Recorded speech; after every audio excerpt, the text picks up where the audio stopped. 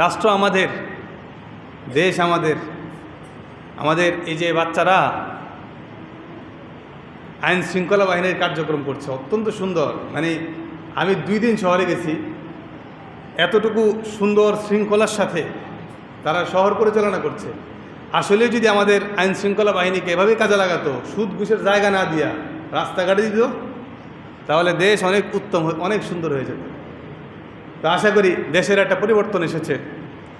দেশের এই পরিবর্তনের ফলে আমরা সবাই যদি ভালো হই তাহলে রাষ্ট্র ভালো হবে। আমি যদি ভালো হই রাষ্ট্র ভালো। আমি যদি সবাইকে পরিবর্তন করতে চাই জীবনে কিছুই হবে না। আমি নিজে পরিবর্তন হয়ে যাই, দেশের একটা জিনিস উপকারে আসবে। আমি একজন জনগণ ভালো হয়ে গেলে এটা রাষ্ট্রের জন্য ভালো হয়ে যাওয়া। কি বলেন, পারবেন তো ইনশাআল্লাহ? আমরা আজকে এখানে 100 জন চিন্তা করি যে আমরা 100 জন ভালো হয়ে যাব। আপনি বলেন এখানে কোনো অঘটন ঘটার সুযোগ আছে?